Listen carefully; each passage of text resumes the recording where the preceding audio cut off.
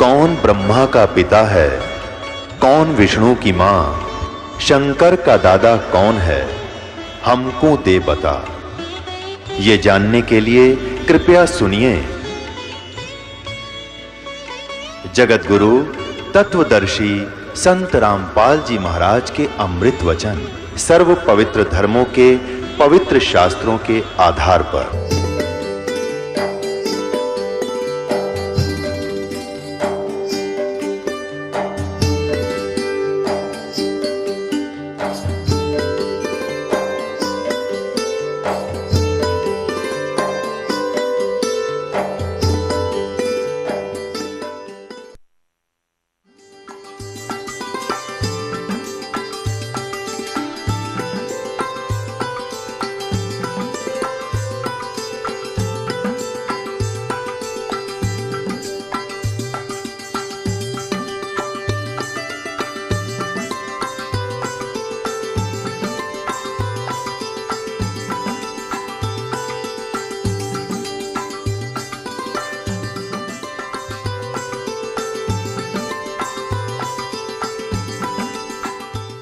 दास ने उदाहरण दिया कि जैसे कुएं में बाल्टी आते छूट गई, वो रस्सा छूट गया, रस्सा घिसरता हुआ जा रहा है।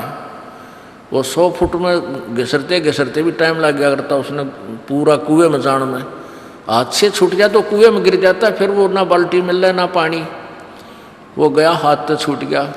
तो दास ने वो बताया कि जैसे कुएं में बाल्टी पड़ती हो और वो रस्सा घिसरता हुआ जा रहा है और भाग दौड़ के और उसको पकड़ने की चेष्टा करे और 1 फुट का भी शेष रह रहा वो पड़ते पड़ते कुएं में जाते जाते और वो मिल गया, वह पूछड़ी भी ठागी तो भी कुछ भी ना गया, बाल्टी भी वापस और पानी भी मिला। तो ईब तेरी पूछड़ी सी रह रही है इस जीवन की, सारी जा चुकी है कुएं में। अब यह पकड़ी जा तक दोनों हाथों पकड़ ले और कर भक्ति। तेरे को जब सच्ची लगन से लगेगा ना बात बनेगी, ऐसी बात नहीं होती। और नहीं तो मनुष्य जीवन मिलेगा और भी भक्ति युग आ गया, अगले जन्म में तेरा मोक्ष हो जाएगा। अगला जीवन मनुष्य का गारंटी ढाप को अगर सच्चे जल तक करेगा। इस उदाहरण से बूढ़े का दीप जैसे क्या करना, दीवा में तेल डाल दिया, दीपक में तेल डल गया, बड़ा खुश हुआ। ने बोला मन तो इब्बा नाम दे दे। मैंने कहा हुक्का नहीं पीवागा कि फोड़ दूंगा जैसे होके ने। मन तो इतना पी रखा है भगवान, कति झुंझला बना दिया करता इसका, और कद्दे नहीं पीऊँ जिंदगी भर। तो पुण्यात्मा उस भक्त ने उपदेश लिया और पहले हम क्रोथा जो आश्रम था वहाँ आया करता और 75-78 साल की आयु तक रहा और आराम से शरीर छोड़ कर चला गया। खूब भक्ति करी, तीनों नाम प्राप्त कर लिए उस प्राणी ने, जो कति सच्ची श्रद्धा दिखा के। कहते जीवन तो थोड़ा ही बला जा सत सुमरण हो और लाख वर्ष का जीवना लेख दरे ना को। तो पुण्यात्मा ऐसा है कि जो पहले से लग जाएंगे उनका तो और मोक्ष हो जाएगा इनका, और जो देर से लगेंगे सारा बहुत मिलेगा, लेकिन इस जन्म मना तो अगले में आपको, क्योंकि भक्ति युग शुरू हो गया, ये हजारों वर्षों तक चलेगा। ये नेक्स्ट जीवन में आपका उसका कल्याण हो जाएगा। तो कहने का भाव ये है दास का कि हमने परमात्मा की जो भक्ति है, जैसे गीता जी में टॉपिक था उसी में फिर आते हैं। 600 वर्ष पहले परमात्मा ने आकर अपना सच्चिदानंद घन की वाणी में ये ज्ञान बताया था कि अक्षर पुरुष एक पेड़ है, निरंजन वा की डार और तीनों देवा शाखा है ये पात्र रूप संसार।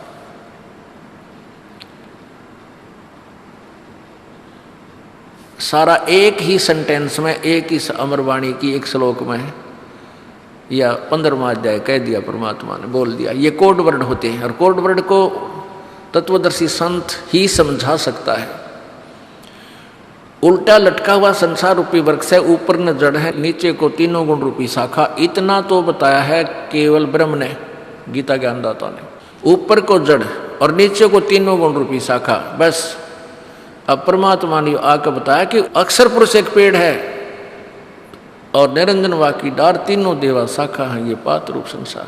अब ये सर पुरुष क्या है, अक्षर पुरुष क्या है, परम अक्षर पुरुष क्या है और सर पुरुष क्या है, इसके विषय में चर्चा चल रही थी कि गीता जी अध्याय नंबर 8 के श्लोक नंबर 1 में अर्जुन ने पूछा परमात्मा वो तत्व ब्रह्म कौन सा है प्रभु, जिसको जानने के बाद फिर बुढ़ापे और इस मृत्यु के दुख से छूटने की ही प्राणी प्रयत्न करता है, चेष्टा करता है। तो बुढ़ापा जो सबसे बड़ा दुख बताया और ऊपर से फिर मृत्यु। तो जब आपको ये पता चलेगा कि कितना कष्ट है इस प्राणी को, फिर आप इस बुढ़ापे और मृत्यु को पुनः प्राप्त करना नहीं चाहोगे। अभी तो आपने एक रूटीन मान रखा है कि वह मरना जीना तो लाग रहा है, और सभी कहें भाई जन्म हुआ वो मर भी गया, मर गया उसका जन्म भी होगा, क्योंकि यहाँ तक का यही विधान है ब्रह्म तक का। शंकर भगवान ने अपनी माता दुर्गा से कहा था कि हे माँ, मैं आपसे कुछ नहीं मांगता और ना मैं कोई प्रयत्न करता मेरे अपने पिता को पाने की, मुझे तो आप एक वरदान दे दो, मुझे अमर कर दो, मैं कदे नहीं मरूं।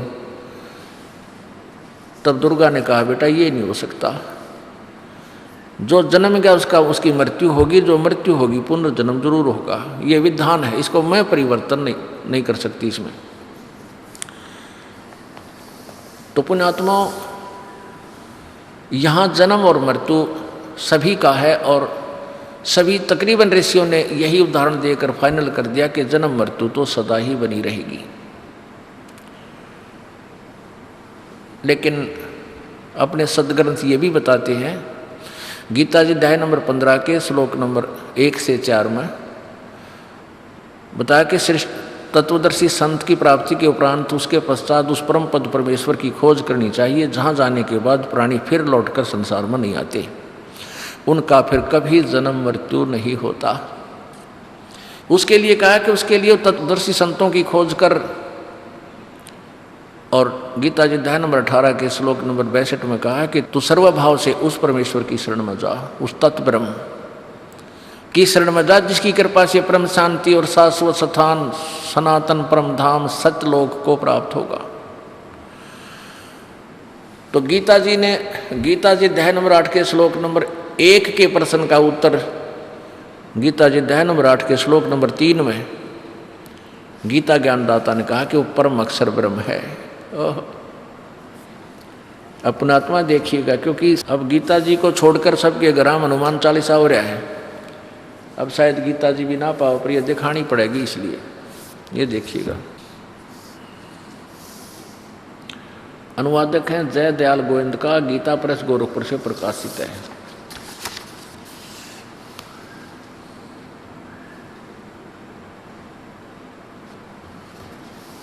अध्याय नंबर 7 का मंत्र 29 दिखाते हैं आपको पहले।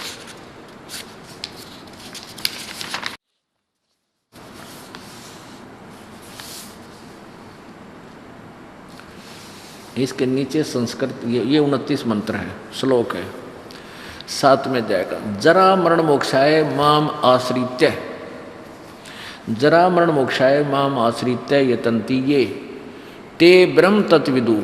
ब्रह्म तत्व ब्रह्म को च ब्रह्म तत्व कहो, विदु कृष्णम अध्यात्मम कर्म च अखिलम। इसका उत्तर यहाँ दिया है। अब गीता ज्ञानदाता कहता है कि जो ज्ञान मैं तुझे दे रहा हूँ कि तत्वदर्शी संत की खोज कर ले, ये लिखा है जो मेरे शरण होकर जरा और मरण से छूटने के लिए प्रयत्न करते हैं वे पुरुष।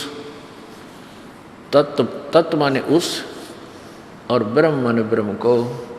ये देखिएगा, तत्व ब्रह्म उस ब्रह्म को, तत्व ब्रह्म उस ब्रह्म को, संपूर्ण अध्यात्म को तथा संपूर्ण कर्मों को जानते हैं। जो मेरे शरण होकर, जरा माने बुढ़ापा और मरण माने मृत्यु, जो जरा और मरण से छूटने के लिए प्रयत्न करते हैं वे पुरुष, वो भक्त तत्व ब्रह्म उस ब्रह्म को, संपूर्ण अध्यात्म को और संपूर्ण कर्मों को जानते हैं। अब मेरे आश्रित का अर्थ है कि जैसे गीता जी अध्याय नंबर 4 के श्लोक नंबर 32 और 34 में कहा है कि उस तत्व ज्ञान को तत्वदर्शी संतों के पास जाकर समझ कि इस बात ने तू समझ लेगा, इस पर आश्रित हो जाएगा, फिर तत्व ज्ञान के आधार से तू उस तत्ब्रह्म को समझ लेगा। वो कौन है, क्या शक्ति है, और कैसे उसकी प्राप्ति होती है। तो फिर जरा और मरण से, जरा माने बुढ़ापा और मरण माने मृत्यु से ही छूटने का प्रयत्न करता है। तो इसे सिद्ध है कि गीता ज्ञान दाता ब्रह्म से कोई और है, अन्य है, वो परम अक्षर ब्रह्म। अब दास आपको डेफिनेशन ऑफ गॉड बता रहा है। अब देखो 8वें अध्याय के प्रथम मंत्र में, अब यहाँ ये 29वां मंत्र आपने देखा, इसमें 30 मंत्र हैं 7वें अध्याय में, ये यहाँ समाप्त होगी 30वां, और यहाँ 8वां अध्याय शुरू होता है। इसके प्रथम मंत्र में अर्जुन ने पूछा किम तत्ब्रह्म किम अध्यात्म किम कर्म पुरुषोत्तम, वो केतद्याम, वो तत्ब्रह्म कौन है, क्या ये अध्यात्म और वो कर्म कौन से हैं जो करने ना करने चाहिए, अधिभूत च किम प्रोक्तम अधिदेवम किम उच्यते। तो यहाँ उसका उत्तर दिया है तीसरे मंत्र में, 8वें अध्याय के तीसरे श्लोक में, वह परम अक्षर ब्रह्म, वह परम अक्षर ब्रह्म है, वो तत्ब्रह्म परम अक्षर ब्रह्म है। अब 3 परमात्माओं के विषय में जानकारी दी जा रही है, डेफिनेशन ऑफ गॉड बताई जा रही है, परिभाषा प्रभु की। तो सबसे पहले तो हम अपने जिन सदग्रंथों को प्रमाणित मानते हैं उन्हीं से हम आगे चल सकते हैं। यदि आप जी पवित्र हिंदू धर्म के पवित्र आत्माएं, ये इस ज्ञान को जो दास मौखिक सुनाया करता था तब तक नहीं मान सकते जब तक आप इन सदग्रंथों में आँखों प्रमाण नहीं देख लोगे। और आँखों देखने के बाद भी नहीं मानता, वो तो कति मूढ़ बताया है। परमात्मा कहते हैं जिन चातुर प्राणियों ने, इन नकली संतों ने चतुरता दिखाकर झूठे ज्ञान पर आपको आधारित कर दिया, और फिर तत्व ज्ञान आपके समक्ष, फिर भी वो नहीं मानते कि नहीं हम तो वो पूजा करेंगे, उन्हीं देवताओं को मानेंगे। उनके विषय में परमेश्वर ने अपनी सच्चिदानंद घन की वाणी में कहा कि वो चातुर प्राणी चोर हैं, वो संत, वो चतुर आदमी थे जो झूठ बोल कर गुमराह कर गए आपको, और मूढ़ मुग्ध हैं ठोठ जो, और संतों के नहीं काम के, फिर उनको दो गलजोट। गलजोटना माने एक दूसरे का रस्सा बांध दिया ना, पशु का पशु ने, पहले एक पशु का दूसरे को बांध दिया करते, फिर तीसरे ने, फिर चौथे ने। तो कहते हैं जो आँखों देखकर प्रमाणों को भी नहीं मानेंगे और नहीं हमारी शरण में आएंगे तो मूढ़ है ठोठ, उन्हें भक्ति ना चाहिए, बकवास चाहूँगा तो वो हमारे काम के नहीं, वो उन्हीं के पास ठीक है, एक का नरक में चले जाएंगे, गुरु वीर शेष भी। अब देखिएगा इसी पवित्र गीता जी के अंदर ये 3 परमात्मा हैं। गीता ज्ञानदाता ब्रह्म है, ये 21 ब्रह्मांड का प्रभु है, स्वामी है, राम है। ये 21 ब्रह्मांड का स्वामी है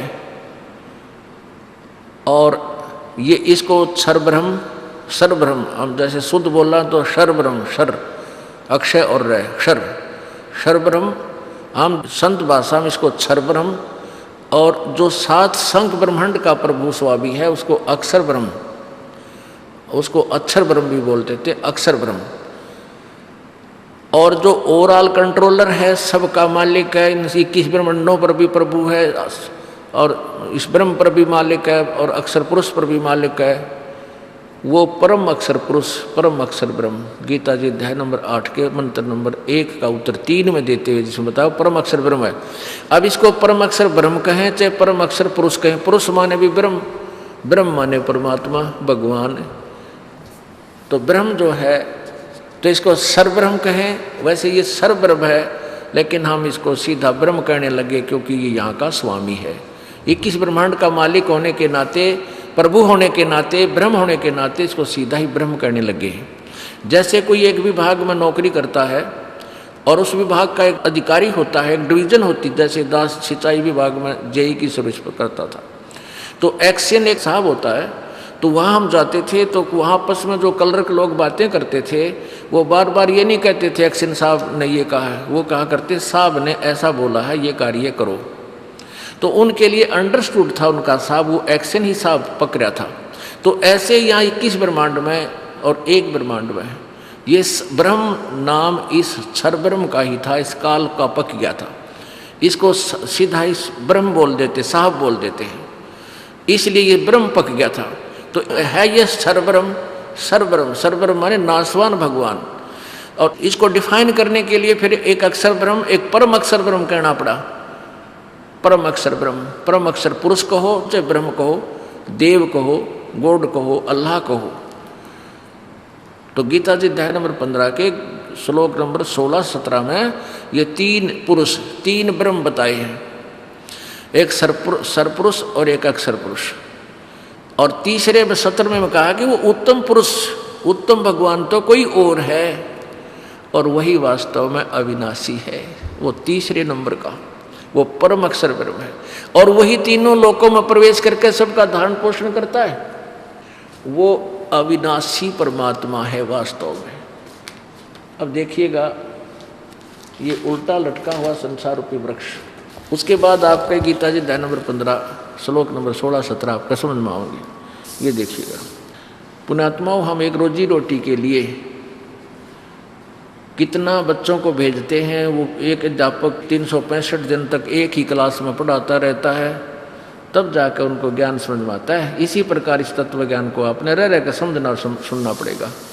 ये देखिएगा, ये एक संसार रूपी वृक्ष है। गीता जी अध्याय नंबर 15 के श्लोक नंबर 1 से 4 तक का और 15-16 का इससे निर्णय होगा। तो परमात्मा कबीर जी ने बताया कि अक्षर पुरुष एक पेड़ है। जैसे जमीन से बाहर जो दिखाई देता है उसको हम पेड़ बोलते हैं, उसको हम पेड़ बोलते हैं।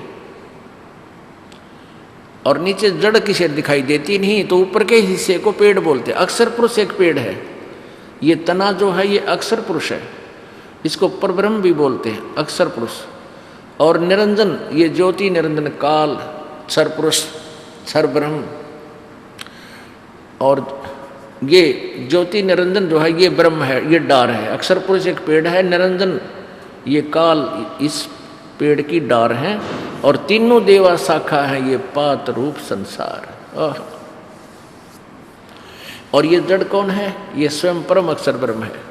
ये जड़ जो है ये स्वयं परम अक्षर ब्रह्म है। ये देखिएगा, ये है, ये क्षर ब्रह्म कहो, क्षर पुरुष कहो, इसको ये डार है। क्षर पुरुष कहो चाहे अक्षर ब्रह्म कहो, ये काल ब्रह्म को ये बोलते हैं। ये तो डार है। और ये अक्षर पुरुष ये एक तना है, ये तना ये अक्षर पुरुष है। और तीनों देवा शाखा है, रजगुण ब्रह्मा, सतगुण विष्णु और तमगुण शिव जी। ये तीनों देवा शाखा हैं और ये पात रूप संसार। आप जी यहाँ पर हो, हम यहाँ पर हैं। तो इसमें है कि गीता जी अध्याय नंबर 15 के श्लोक नंबर 1 से 4 और 16-17 का आशय, यानी इसका निर्णायक ज्ञान इसमें है। ये है पूर्ण ब्रह्म कबीर देव कबीर साहब। इसको परम अक्षर ब्रह्म भी बोलते हैं। ये मूल है, ये जड़ है इस उल्टे लटके हुए संसार रूपी वृक्ष की। ये परम अक्षर ब्रह्म है, इसको पूर्ण ब्रह्म को चाहे परमेश्वर कहो। और इसको यहाँ लिखा है परमात्मा की वो सच्चिदानंद घन की वाणी का एक श्लोक मंत्र। कबीर अक्षर पुरुष एक पेड़ है, निरंजन वा की डार, तीनों देवा शाखा है, ये पात रूप संसार। अब यहाँ देखिएगा कि एक ब्रह्मांड का चित्र है। अब ब्रह्मा विष्णु महेश जी की सचिथि से आप परिचित होंगे, तब आपको पता चलेगा कि ये दास क्या बताना चाहता है। और इस तत्व ज्ञान से ही आप परिचित होगे, इस तत्व ज्ञान को समझो और सुनोगे, तभी समझ में आएगी। ये एक ब्रह्मांड है, एक ब्रह्मांड का लघु चित्र। इसकी शेप जो है एलिपिकल है, अंडे जैसी है। एक ब्रह्मांड की जो शेप है ये एक अंडे जैसी है। इसको अंड भी बोलते हैं, अंड, अंडा, अंडाकार। और इस शरीर को भी पिंड बोल देते हैं। इस शरीर को पिंड बोलते हैं। तो पिंड के अंदर इस एक ब्रह्मांड के पूरा चित्रण है अंदर। इस शरीर के अंदर, इन कमलों के अंदर हम इस पूरे ब्रह्मांड को देख सकते हैं। जैसे टेलीविज़न के ऊपर जहाँ से भी वो प्रसारण उसका हो रहा है वो सब दिखाई दे जाता है। ऐसे हमारे अंदर चैनल, एक अंड कहो, ब्रह्मांड कहो, और पिंड इस शरीर को बोलते हैं। अंड, पिंड और ब्रह्मांड ये एक ही वस्तु समझो। क्योंकि अंड कहो चाहे ब्रह्मांड कहो, संत भाषा में इसको जगह जगह अंड भी कहा है, ब्रह्मांड भी कहा है। तो ये एक ब्रह्मांड है। इसमें कौन कौन शक्तियां हैं देखिएगा। इसमें ये है पृथ्वी लोक, ये नीचे है सबसे लास्ट में पाताल लोक, और ये एक स्वर्ग लोक। इन 3 लोकों पर, 3 स्थानों पर श्री ब्रह्मा जी और श्री विष्णु जी, ये इनके अलग स्थान राजधानियां हैं। विष्णु जी का लोक है, ये ब्रह्मा जी का लोक है, ये शिव का लोक है। तो ये तीनों भगवान अपनी अपनी राजधानी में रहते हुए इन 3 लोकों के ऊपर एक एक विभाग के मंत्री हैं। एक एक विभाग के मंत्री हैं और केवल वर्क डन इन प्राणियों को दे सकते हैं जो इनके भाग्य में है। ये एक ब्रह्मलोक है, ये इतना ब्रह्मलोक है। इस ब्रह्मलोक के अंदर इस काल ने नकली सतलोक, महेंद्र का दीप, नकली सतलोक, नकली अलखलोक, नकली अगमलोक, नकली अनामी लोक की रचना करवा रखी अपनी दुर्गा से। और ये काल इनसे अलग भी रहता है। ये वो गुप्त स्थान है जहाँ कोई नहीं जा सकता। इस स्थान पे यहाँ इसने 3 स्थान बना रखे, एक रजोगुण प्रधान क्षेत्र, एक सतोगुण प्रधान क्षेत्र और एक तमोगुण प्रधान क्षेत्र। और ये एक दुर्गा का लोक है। ये 88,000 खेड़े और 88,000 और द्वीप हैं छोटे छोटे। ये धर्मराज का लोक है जहाँ का न्यायाधीश है, जहाँ सबका लेखा जोखा करता है। ये एक मानसरोवर है, इसके अंदर भी सतलोक की नकल कर रखी है। और ये सप्त ऋषियों के अलग से एक समूह बना रखा है। सप्त ऋषि लोक हैं, ये इकट्ठे ही चलते फिरते घूमते रहते हैं। और ये ब्रह्मलोक है सारा। ये काल अपनी पत्नी दुर्गा को, जब ये रजोगुण प्रधान क्षेत्र में होता है तो वहाँ अपनी पत्नी दुर्गा को पत्नी रूप में रखते हुए जब इनके संयोग से जो पुत्र उत्पन्न होता है वो रजोगुण युक्त हो जाता है और ऐसी आकृति उसका ऐसा रूप बन जाता है, वो ब्रह्मा कहलाता है। और जब ये दुर्गा सहित इस सतोगुण प्रधान क्षेत्र में होता है तो विष्णु ऐसा रूप बना लेता है ये। तो इन दोनों के संयोग से जो पुत्र उत्पन्न होता है इन्हीं के हम शकल बन जाता है, इस विष्णु की जैसी शकल बन जाती है। इसने जानबूझकर सुनियोजित तरीके से ये ऐसे कर रखा है।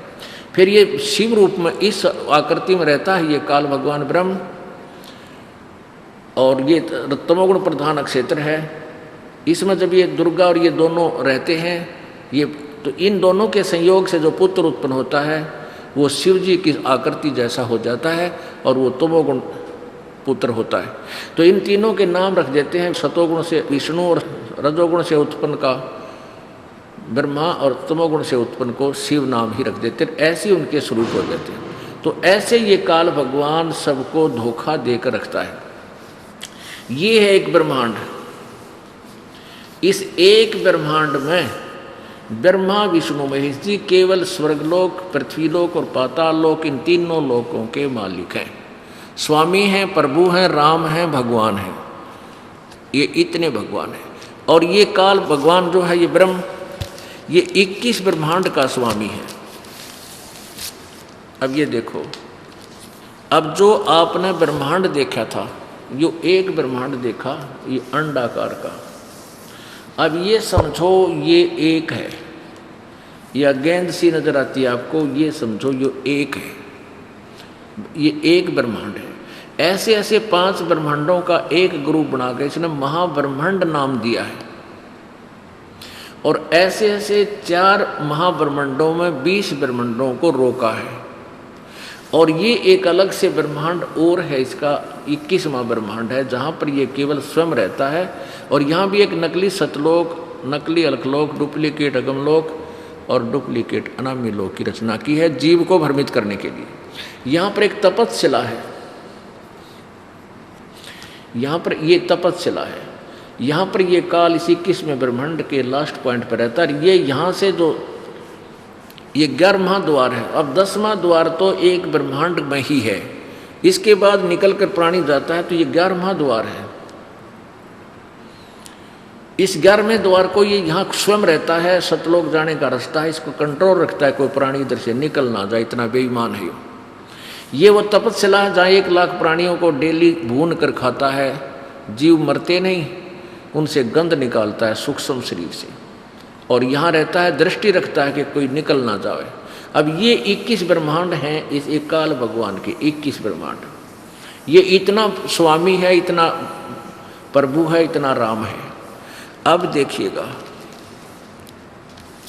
ये है असंख्य ब्रह्मांडों का चित्र, असंख्य। अब जो आपने 21 ब्रह्मांड देखे थे वो तो समझो ये इतना पोर्शन आ गया। ये तो काल भगवान ज्योति निरंजन काल ब्रह्म के 21 ब्रह्मांडों अर्थात यो काल लोक है। ये सारा भी काल लोक कहलाता है, ब्रह्म लोक या काल का लोक।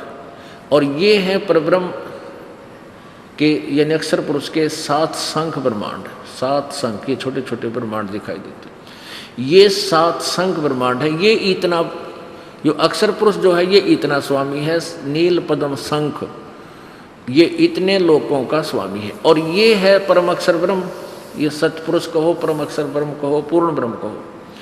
इसके अंतर्गत ये सारे ही लोक आते हैं। असंख्य ब्रह्मांड का स्वामी है, असंख्य ब्रह्मांड, इंक्लूडिंग इस काल के 21 ब्रह्मांड यानी क्षरपुरुष के 21 ब्रह्मांड और अक्षर पुरुष के 7 संख्य ब्रह्मांड समेत ये पूर्ण परमात्मा परम अक्षर ब्रह्म सतपुरुष कबीर देव इन ओवरऑल कंट्रोल सब का मालिक यो परम अक्षर ब्रह्म, ये भी राम कहलाता है।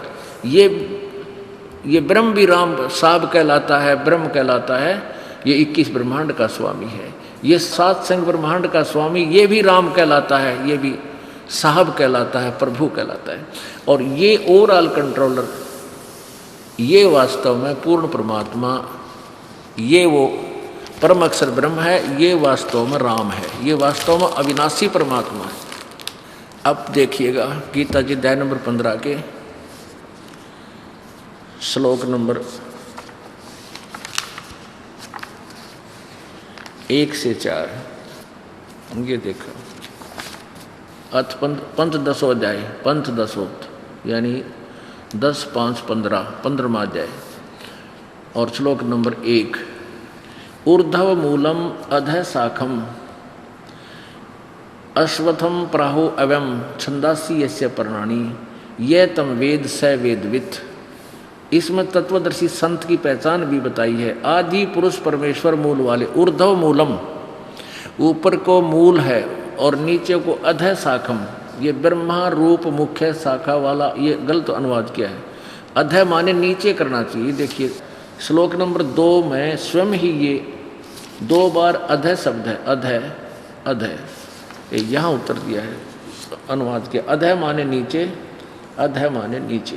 तो यहाँ लीजिए प्रथम श्लोक में अधः शाखम, नीचे को शाखा वाला। अभी आपने देखा ऊर्ध्व मूलम, वैसे गीता ज्ञान दाता ने तो केवल इतना लिखा ऊर्ध्व मूलम, ऊपर को जड़ और नीचे को शाखा।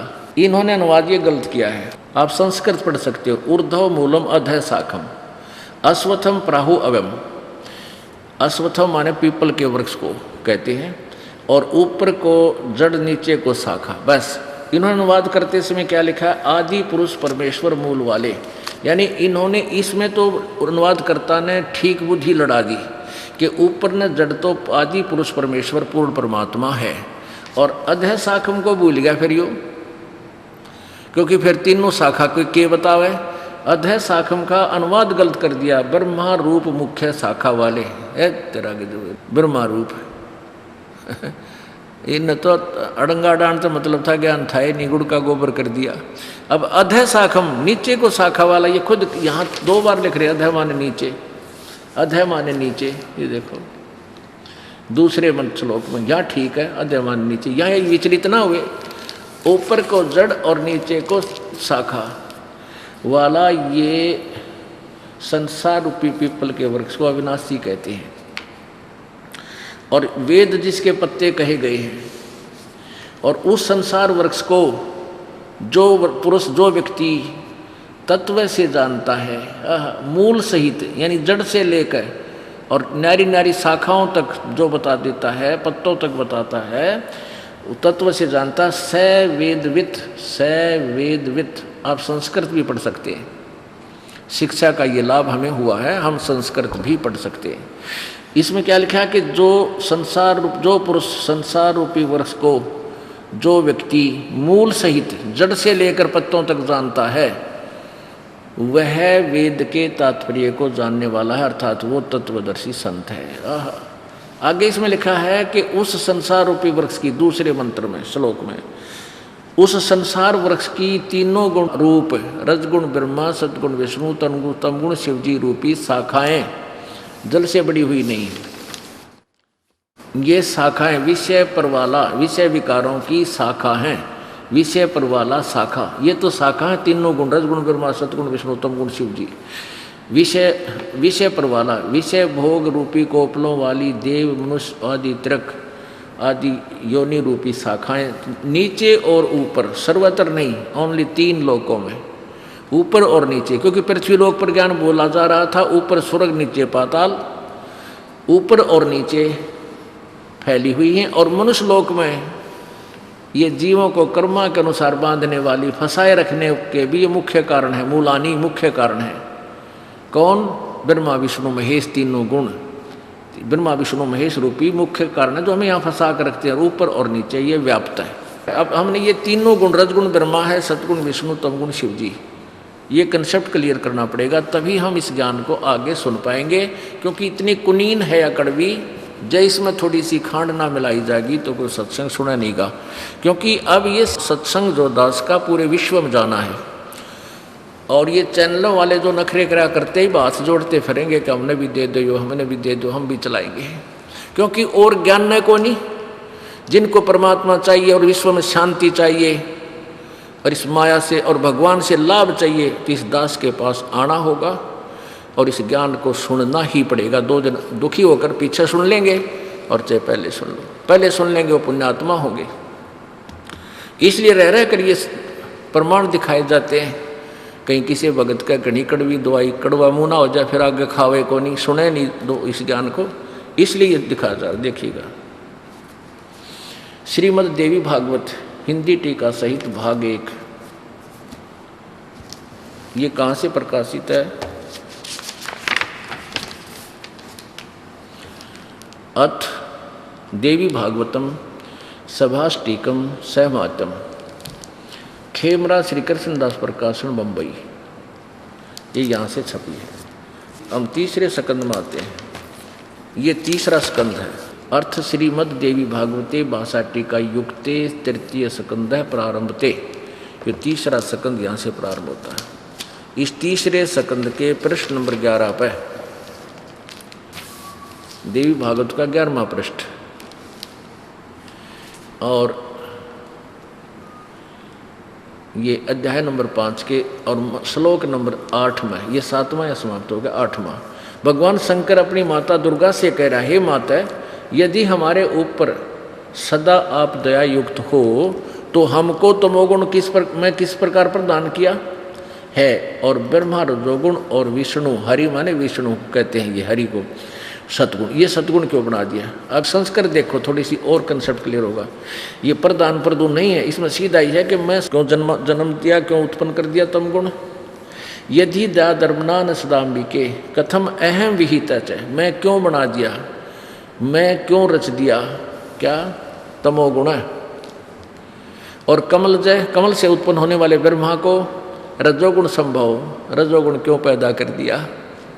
और सुहित है कि मो सतोगुण हरि, और विष्णु को आपने सतोगुण क्यों बना दिया, सुविहित है क्यों रच दिया, क्यों बना दिया, क्यों उत्पन्न कर दिया। अगर आप हमारे ऊपर इतनी दयालु हो तो इसे कुक्रम में हमें क्यों लगा दिया। अब ब्रह्मा जी के दबाव के कारण, रजोगुण के दबाव के कारण ये प्राणी बच्चे उत्पन्न करता है, जीव के बस का नहीं। ऐसे गरीब बालक देखे हैं, जिनके व्यक्ति हैं जिनके 6 बालक हो गए। अब उनके बस की बात नहीं, इस काल ने ऐसा दबाव दे दिया हर प्राणी के ऊपर, अब वो उनकी परवरिश होती नहीं, किसी का कच्चा कोई ना, किसी का कुड़ता ना, फिर उनमें दुखी हो जाओ हैं। और फिर आगे ये शंकर भगवान इनको मारता है, तो ये नो क्या है कि यह के चाड़ा हो रहा, भाई आप एक तरफ को भी बेटा मैं तुम्हारे से बहुत प्यार करती हूँ, आप मुझे बहुत अच्छे लगते हो, क्योंकि ये इसके बेटे हैं, या तो स्वभाव है माँ का ममता करना। और फिर शंकर भगवान कहता है फिर आपने हमें ऐसा क्यों बना दिया? अब प्रकृति से ही उत्पन्न है तीनों। फिर देखिए देवी भागवत गीता प्रेस गोरख वाली, ये गीता प्रेस गोरखपुर से प्रकाशित है। इसका संपादक है हनुमान प्रसाद पोदार और चिमन लाल गोस्वामी, और ये गीता प्रेस गोरखपुर से प्रकाशित है। इसके 123 पृष्ठ पर तीसरे स्कंद में, ये तीसरा स्कंद पृष्ठ 123 पे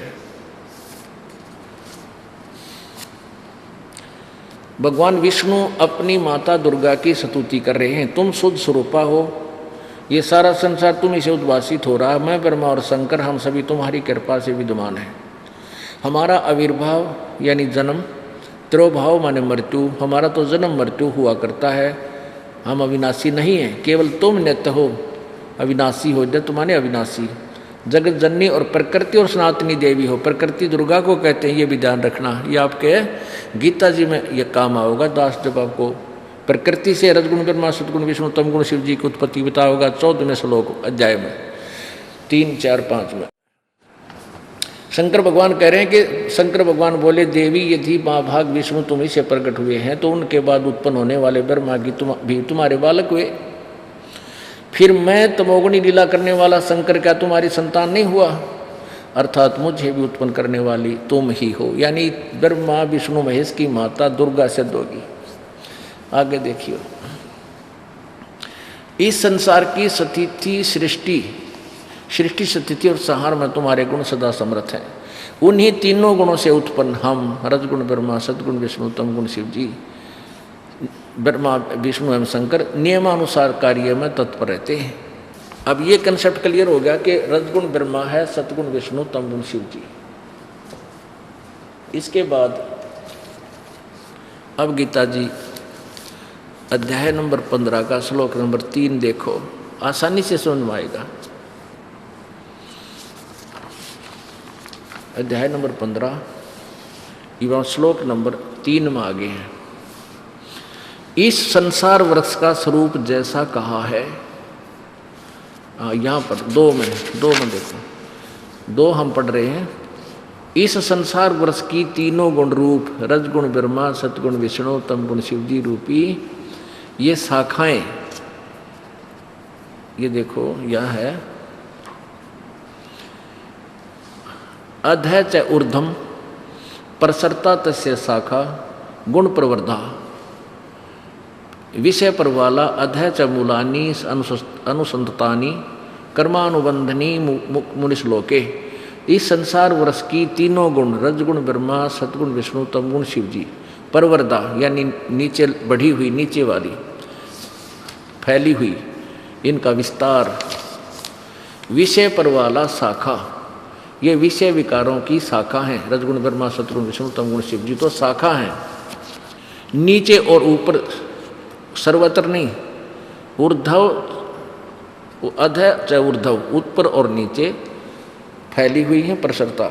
मनुष्य लोक में कर्मा के अनुसार ये बांधने वाली, कर्म के अनुसार यानी जैसा जिसने कर्म किया उसके अनुसार ये ही यहाँ तीनों पर भगवान हमें यहाँ फंसाए रखते हैं, बांधे रखते हैं। ये नीचे और ऊपर सभी लोकों में नहीं, ऊपर और नीचे फैली हुई। आगे देखो तीसरे में, इस संसार वर्ष का स्वरूप जैसा कहा है वैसा यहाँ विचार काल में नहीं है। गीता ज्ञान दाता यहाँ स्वयं कह रहा है कि इस संसार रूपी वृक्ष अर्थात सृष्टि रचना के बारे में मैं तुझे इस गीता ज्ञान में यहाँ विचार काल में या तेरे और मेरे डिस्कशन में मैं तुझे क्लियर नहीं बता सकता। इस संसार वर्ष का स्वरूप जैसा ही बता दिया, यो यहाँ विचार काल में इन सब विभागों को मैं नहीं बता सकता, यहाँ नहीं पाया जाता, यहाँ नहीं पाया जाता, क्योंकि न तो इसका आदि है और न इसका अंत है। यानी गीता ज्ञानदाता कहता है मुझे इसका कोई पता नहीं और न इसकी अच्छी प्रकार स्थिति है। इसलिए इस सुविरुद्ध मूलम, इसलिए इस सुविरुद्ध मूलम अति दृढ़ मूल वाले यानी जो परमात्मा का ऊपर लोक है, सतलोक जड़ रूपी भगवान हिस्सा है इसका, वो तो अविनाशी है यानी सदा रहने वाला है, अति दृढ़ वो कभी नष्ट नहीं होता। इस अति दृढ़ रूप मूल वाले संसार रूपी पीपल के वृक्ष को, यानी सृष्टि रचना के इस उलझे हुए ज्ञान को दृढ़ेन असंग शस्त्रेण छित्वा, यानी तत्व रूपी दृढ़ यानी अटल, उस मजबूत तत्व वैराग रूप नहीं, तत्व ज्ञान रूपी शस्त्र द्वारा काट के, अर्थात इस सुलझा के समझ के, उसके पश्चात 15वें अध्याय के 4 श्लोक में, उसके पश्चात यानी तत्व ज्ञान से इस अज्ञान रूपी अंधकार को काट के उलझी हुई गुत्थी को समझकर उसके पश्चात उस परम पद रूप परमेश्वर को भली भांति खोजना चाहिए, जिसमें गए हुए पुरुष फिर लौटकर संसार में नहीं आते, और जिस परमेश्वर से यानी जिस भगवान ने इस पुरातन संसार रूपी वृक्ष की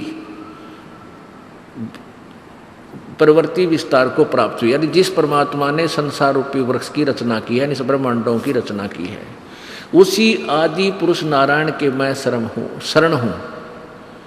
यानी गीता ज्ञान दाता भी कह रहा है कि उसी पूर्ण परमात्मा परम अक्षर ब्रह्म की मैं अधीन हूँ। इस प्रकार दृढ़ निश्चय करके उस परमेश्वर का मनोनिधि ध्यान करना चाहिए, निधि दासन। अब क्या सिद्ध हो गया कि गीता ज्ञान दाता से कोई और उपास्य परमात्मा है, उसी की पूजा करनी चाहिए। आगे देखो इस 15वें अध्याय का 16 और 17 श्लोक। अब यहाँ 16 श्लोक नीचे है। अब देखो ये पुरुष माने होता है परमात्मा, पुरुष माने प्रभु। इन्हीं अंग्रेजों के अनुवाद में दिखाता हूँ, जो ये अपने आप में वेदों के ज्ञाता बताए थे और संस्कृत के ज्ञाता, इन्होंने ही अनुवाद कर रखे, उन्हीं के मीनिंग को हम आपके समक्ष प्रकट करते हैं। ठीक है, ये विद्वान थे, संस्कृत जाने थे, तो संस्कृत जानने वाला संस्कृत के भाषा का अर्थ, शब्दों का अर्थ तो कर सकता है थोड़ा बहुत, लेकिन तत्व ज्ञान नहीं समझ सकता। जैसे जिसने रामायण की मौखिक कहानी का पता नहीं और रामायण की चौपाइयों का हिंदी जान लेता है, रामायण की चौपाइयों का अनुवाद करने लगेगा, एक आधा अनुवाद तो ठीक कर देगा, उसका अनुवाद नहीं, अक्षर का शब्द का अर्थ तो ठीक कर देगा, लेकिन तत्व ज्ञान नहीं समझ सकता। ये देखिए यजुर्वेद, ये महर्षि दयानंद सरस्वती द्वारा इसका अनुवाद है, और इन्होंने ये कहाँ से प्रकाशित है? सार्वदेशिक कार्य प्रतिनिधि सभा 2/5 महर्षि दयानंद भवन, रामलीला मैदान, नई दिल्ली से प्रकाशित है। ये है आर्य भाष्य, भाषा भाष्य, संपूर्ण 40 अध्याय, महर्षि दयानंद सरस्वती कृत, मुद्रक है Prince offset 1510, Pataudi house, Daryaganj, नई दिल्ली से। बहुत जगह इन पुरुष माने परमात्मा लिखा है, यहाँ देखो। और यहाँ पर भी ये प्रमाण है कि वेद में ये 40वां अध्याय है, ये 44वां अध्याय, 44वां अध्याय माने 40वां अध्याय, और इसका 17वां मंत्र है। इसमें 2 भगवान हैं, ब्रह्म और परम अक्षर ब्रह्म के विषय में जानकारी दी गई है। ये देखिएगा इन्हीं के अनुवाद में, यहाँ देखना ये पुरुष शब्द है, पुरुष, और ये ओम खम ब्रह्म असो असव अहम, ये अहम शब्द है, अहम अलग संधि छेद करते हैं, तो यहाँ इन्होंने अहम शब्द भी लिखा, अहम, ये यहाँ से संधि छेदित है। और ये असौ, स माने इसका स अर्थ क्या, अनुवाद क्या है कि हे मनुष्यों जैसे ज्योत स्वरूपी, ये वेदों को भी ब्रह्म बोल रहा है, जो जिसका ओम नाम है। हे ज्योत, हे मनुष्यों जिस ज्योत स्वरूप रक्षक मुझसे, ये ज्योत स्वरूप तो यु काल है, मुझसे अविनाशी यथार्थ कारण के आच्छादित मुख के तुल उत्तम अंग का प्रकाश किया जाता है। यानी मुख, ये मुखम माने मुख्य, मुख्य भगवान के बारे में जो मैं प्रकाश करता हूँ, ज्ञान बता रहा हूँ, जो वह प्राण व सूर्य मंडल में, पुरुष माने पूर्ण परमात्मा, अब पुरुष माने प्रभु होता है, पुरुष माने पूर्ण परमात्मा है, वह प्रोक्ष रूप है, वो तो गुप्त है, ऊपर सूर्य व प्रकाश मंडल, ऊपर आदित्य यानी सूर्य मंडल में, ऊपर तेजो में लोक में वो परमात्मा पूर्ण परमात्मा है, वो है प्रोक्ष है, वो तो गुप्त है, वो जड़ रूप है, छुपा हुआ, जैसे जमीन में नीचे छुपा है जड़ साफ शब्द दिखाई नहीं देती। विद्वान पुरुष जानते हैं कि नीचे जड़ भी है, वो तो गुप्त है। और अहम ब्रह्म, अहम ब्रह्म, ये अहम, अहम ओम खम ब्रह्म, मैं ब्रह्म हूँ और ओम आकाश में ऊपर ब्रह्मलोक में रहता हूँ और मेरा ओम मंत्र है। इसका ये अर्थ है सीधा सा। तो एक तो पुरुष माने परमात्मा होता है, पुरुष माने प्रभु। तो यहाँ दो पुरुष लिखे हैं। अध्याय नंबर 15 का देखिएगा, श्रीमद् भगवत गीता का। वेद से तो हमने इतना ही लेना है कि वेद भी बता रहे हैं कि दो परमात्मा हैं, ब्रह्म एक अलग है और पूर्ण परमात्मा ऊपर गुप्त है, वो छुपा हुआ है, जड़ रूप है। अब गीता जी क्या बता रही है, अध्याय नंबर 15 का। अब आप ये 16वां श्लोक पढ़ रहे हैं। दिवौ माने दो, इमौ माने इस, पुरुषो माने परमात्मा, लोके माने संसार में। इस संसार में दो प्रकार के परमात्मा हैं, प्रभु हैं, पुरुष हैं, प्रभु हैं, राम हैं। एक क्षर और एक अक्षर, इसको सर पुरुष कहो चाहे अक्षर पुरुष कहो।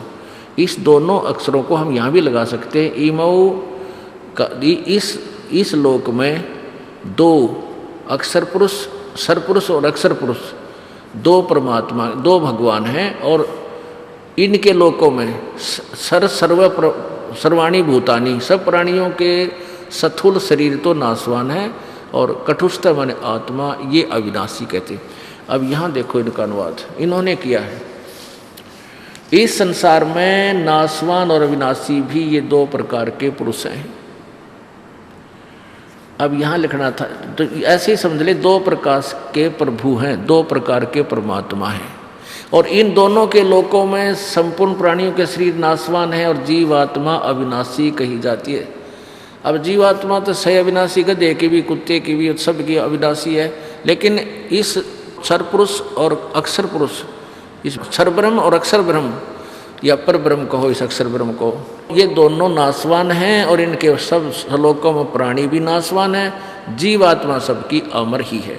अब 17वें श्लोक में गीता जी अध्याय नंबर 15 के स्पष्ट किया है कि उत्तम पुरुष है तो अन्य है, वो श्रेष्ठ परमात्मा तो कोई और है और वो ये वास्तव अविनाशी है। वैसे अक्षर शब्द है ये अविनाशी के लिए प्रयोग होता है।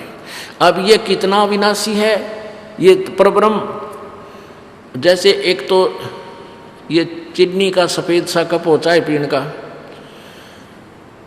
ये कितना सुंदर है और इसका अगर हाथ से छूट जाए और पक्के फर्श पर गिर जाए टुकड़े टुकड़े हो जाता है। तो इस इतनी सतीथि तो समझो इस क्षरब्रह्म की, क्षरब्रह्म की, क्षर पुरुष की।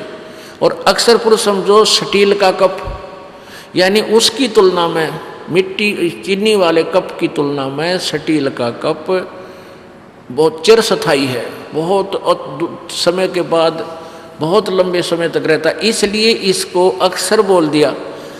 तो इतना अंतर है क्षरब्रह्म की और अक्षर ब्रह्म की मृत्यु में। लेकिन स्टील को भी जर लगेगा और वो नष्ट होगा, एक दिन समाप्त हो जाएगा। और तीसरा जो धातु है सोना, उसको कभी वो जर नहीं लगता, वो नष्ट नहीं होता किसी भी कारण से। एक एग्जाम्पल रूप में आपको बता रहे हैं कि उत्तम पुरुष है तो अन्य, वो अमर पुरुष परमात्मा तो वो है जो कभी किन्हीं कारणों से भी नष्ट नहीं होता। गीता जी अध्याय नंबर 2 के श्लोक नंबर 12 में गीता ज्ञानदाता ये क्षर ब्रह्म ये खुद कह रहा है कि अर्जुन, हम तू और मैं ये राजा लोग पहले भी थे, आगे भी जन्म होगा और वर्तमान ना सोचे कि अभी जन्म हुआ है।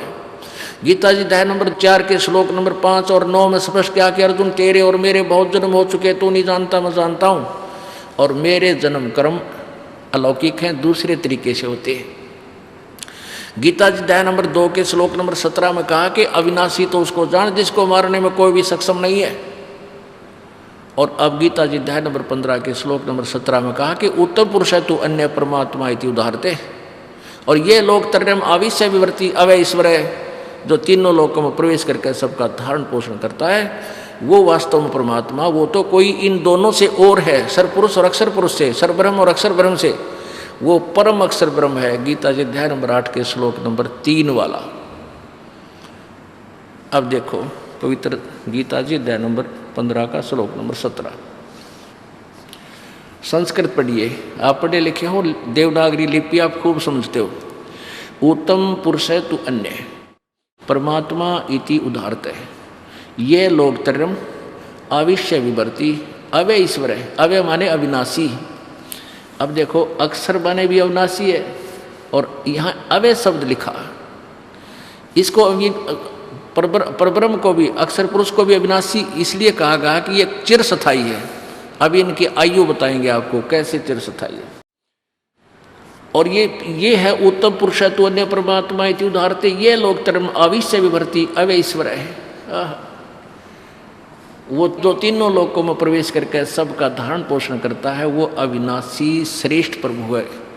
ईश्वर माने वैसे तो ईश माने प्रभु और उनमें श्रेष्ठ परमात्मा है। तो यहाँ वो अव्यय ईश्वर है, वो अविनाशी परमात्मा है, प्रभु श्रेष्ठ है। और वही तीनों लोकों में प्रवेश करके सबका धारण पोषण करता है। जैसे जड़ से खुराक चलती है, जड़ से आहार चलता है और पूरे तने को मिलता है। ये देखिए पूरे पेड़ को मिलता है। उत्तम पुरुष तो अन्य ये देखना अब आएगा। अक्षर पुरुष एक पेड़ है, निरंजन वा की डार और तीनों देवा शाखा है, ये पात्र रूप संसार। ये है जड़। इस जड़ से आहार यानी पूर्ण परमात्मा से ही सबको शक्ति मिलती है। ये परब्रह्म भी भक्ति करता है, तप करता है, जो परमात्मा से शक्ति लेता है। और ये ज्योति निरंजन भी भक्ति करता है, परमात्मा से ही शक्ति प्राप्त होती है। ब्रह्मा विष्णु महेश भी तप करते हैं, साधनाएं करते हैं, वो भी उसी से फिर आगे इनको शक्ति मिलती हुई आती है। और फिर हम यहाँ पर हैं।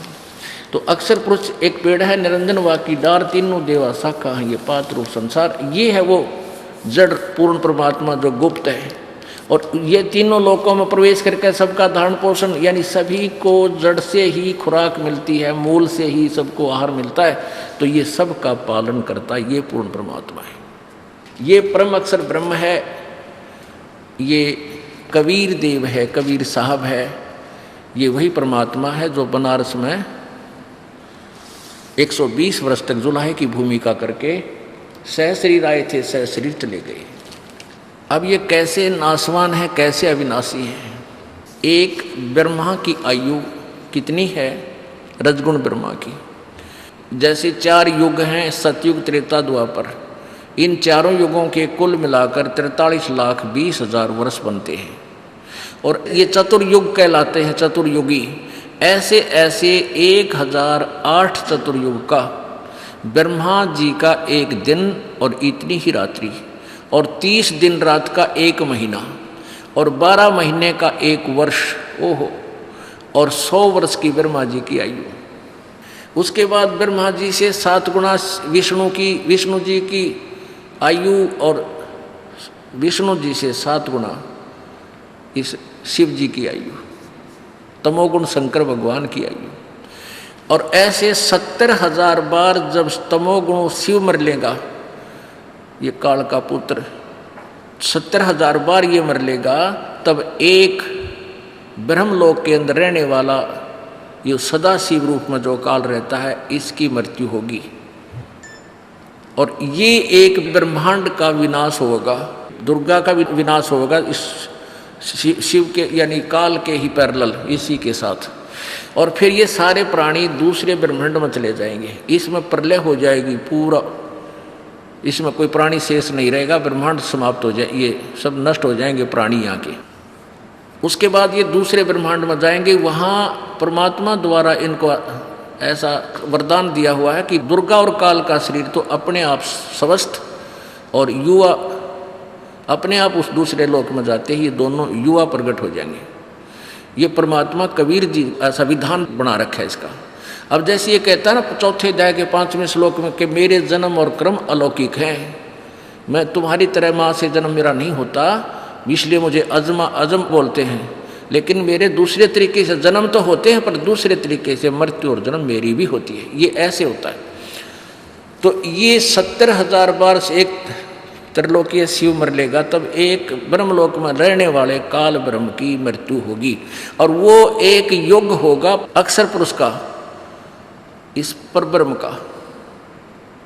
तो ऐसे 1000 उस प्रकार बने हुए 1000 युग का दिन और इतनी ही रात्रि, ऐसे ही 30 उस प्रकार बने हुए 30 दिन रात का एक महीना और 12 महीने का एक वर्ष और 100 वर्ष की उस अक्षर ब्रह्म की आयु, अक्षर पुरुष की आयु, वो भी मरेगा, लेकिन परम अक्षर ब्रह्म की आयु नहीं है, वो कभी नहीं मरता। एती उम्र बुलंद मरेगा अंतरे, क्योंकि सतगुरु लगे न कान न भेंटे वो संतरे। इतनी लंबी उम्र भी होगी तो भी तुम्हारी जन्म मृत्यु रहेगी, तुम किसकी साधना करते हो,